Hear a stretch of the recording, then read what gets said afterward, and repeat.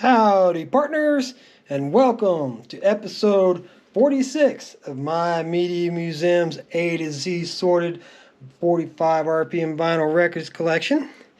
Glad to have you here with us today, and as promised, we're picking up where we left off with Three Dog Night 45s, and this time it's the song One. One is the loneliest number that you'll ever do. And that was originally recorded and written and recorded by Harry Nilsson in 1968 on his album. In 1969 was when Three Dog Night did this remake of it, and it became a huge hit for them, and it's probably the version of the song that you're most familiar with. B-side of this being a song called Chest Fever. Okay, next up we got one of my brother-in-law's favorite songs of theirs, with Never Been to Spain. Well, I've never been to heaven, but I've been to Oklahoma. Yeah, and the B-side of that was a song called Peace of Mind. I always liked the Never Been to Spain song as well, but it's another one of those that a lot of people won't recognize by the title. But that's why I try to hum a few bars, just do what you might call singing a few bits of it, just to spark a memory, just enough for you to recognize the song and say, oh yeah, I know that one. Just like this one. I'm on the road to Shambhala. Ooh. And I recently was going through a box of 45s that I had bought that had a bunch of country and western in it, pulling them out, to set them aside and get to the good stuff. And there was a guy that did a remake of this one in that box, and I had to put it on. I had to come up and put it on the turntable, and I don't remember who the guy was, but it was a horribly bad version compared to Three Dog Nights, which, as we've discussed, they bought songs. They did a lot of songs from other artists and songs that were written by other people. They weren't writers, they were performers. And so, I don't think necessarily that they did that song originally either, but it's the version that I know and love so well. And here they show their sense of humor. On the B-side, we've got our B-side. I remember Ozzy Osbourne doing that too with What About the B-side on one of his 45s back in the day. I think it was Bark at the Moon. But, excuse me. Anyways, next up, we've got one that's actually kind of a Mandela effect for me.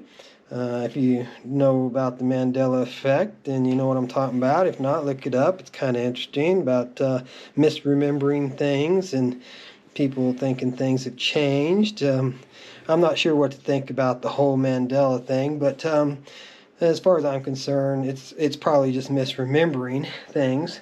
But the future's so bright, I gotta wear shades. I clearly remember this being my future's so bright, I gotta wear shades. But whatever. Yeah, it is The Future So Bright, I Gotta Wear Shades, and it's a great song. I picked up their best of at the library a couple years back for a couple of bucks. Library takes donations and sells them, and I always got to look through what they've got for sale when I go in there. And I picked that up, and I actually liked quite a bit off that album. So if you have any interest in Timbuk 3, you might want to check out some more of their stuff. But the future's so bright, I gotta wear shades. You may even remember that video because it got a lot of play on MTV back in the day. Not that I was a huge MTV watcher or fan, because I really don't tend to like to watch videos. Live videos, one thing, but a video where they were showing a short movie or something, and then I started associating it with that. I hear Hot for Teacher, and I always see David Lee Roth, running across the table. And yeah, I like to associate songs with my own personal memories, and videos seem to interfere with that for me. But the live videos don't so much. But yeah, when they do productions and what MTV was pumping out in the 80s and 90s, yeah, they did definitely stick in your head and then you start associating that song with the video instead of your own memories. And I prefer to remember my own memories. So anyways, beside that being I'll Do Alright. And you can see they did a little bit of bad production there on the label, cutting stuff off, getting it too close to the edge. I almost did it on the other side too, but that's a beautiful piece of vinyl there. You want to talk about looking like it was just made yesterday? That one does. So, moving on. Next up, we've got the Tokens doing The Lion Sleeps Tonight. And you might remember back from episode 38, I had Robert John doing a version of this song. And I wasn't sure about my facts then. Since then, I have done some research and looked things up. Solomon Linda did this originally in 1939, and it was done at least one more time before the Tokens did this version in 1961. But this is the one that you would recognize. Ooh, Weemo Wumbly. You know, I'm not doing it justice, but that should be enough to spark your memory of the song. And this is the version that you would know if you wanted to hear it. B-side being a song called Tina, which I don't know at all and didn't look up. So, next up, this one's kind of funny timing for me because I just went to see Glory Hammer. And if you're not familiar with Glory Hammer, they are a metal band out of Europe.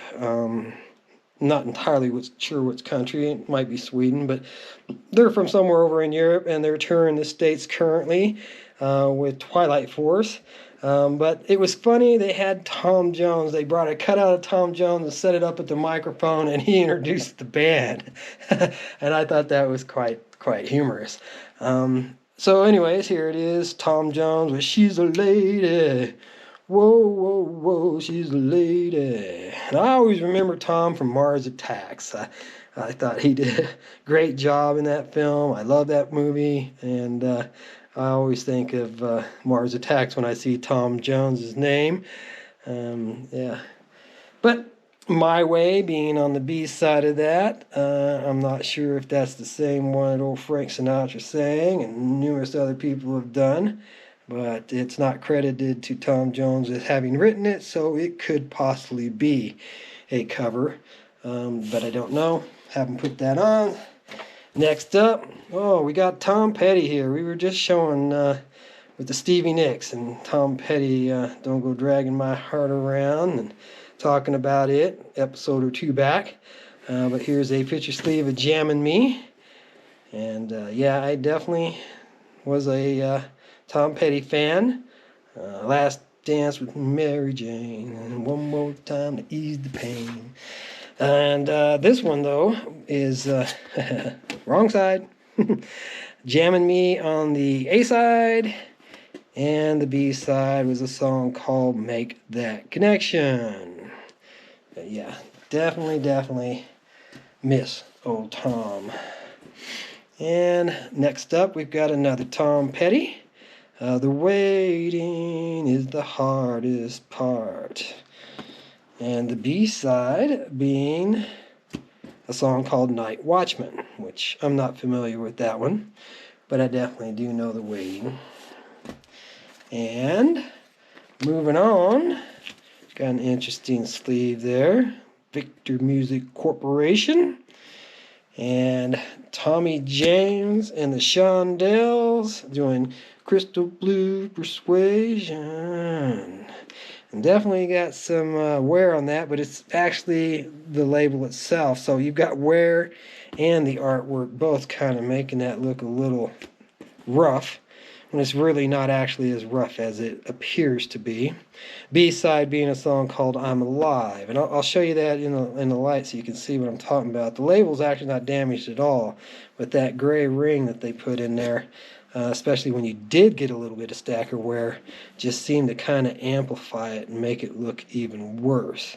I know I've got a mint-looking copy of this that I've already filmed in one of the previous Mixed Boxes videos that's up on the channel. Please, if you're enjoying these videos and you want to see more, as of this morning, which it's probably be a week or two ago by the time this one gets posted, I have 300 videos live on the channel. Of course, not all of them vinyl. I cast a wide net when I started. I started the channel with 77 videos, and looking back, I think that was a mistake because a lot of the earliest videos that I posted have some of the lowest views of them all. If you were going to start up a YouTube channel, I would suggest you start with a dozen or 20 at tops and then put them out, because people seem to like to watch just the new videos, just the new postings.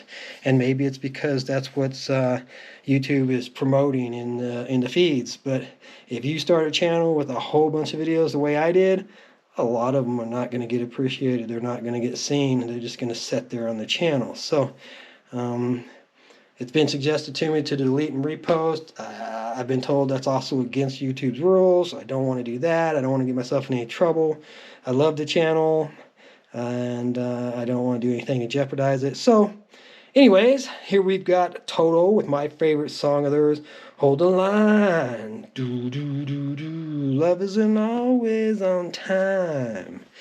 And the B-side being Taking It Back. And there again, it's kind of comical because we were just talking about Steve Martin a couple episodes back and how he opened for Toto for some time. That's funny. Talk about something and then it just comes up again. So here we've got a Columbia Hall of Fame sleeve with a Columbia Hall of Fame, blah, blah, blah. Geez, sorry about that. Hall of Fame vinyl, and Toto, Hold the Line, once again. But let's see what we got on the B-side. Is it Taking It Back? It is not. It is I'll Supply the Love. So here we've got a reissue where they changed the song on the B-side. That song being from January 79, and may very well be a well-known song of theirs that a Toto fan out there would recognize. But Hold the Line was from 78, and probably this was the original released copy that I showed you just a minute ago, and here clearly is the re-release with the different B-side. So we're going to wrap up episode 46 right there. Hope you enjoyed that, and I hope you come back, spend some more time with me again. Have a wonderful day.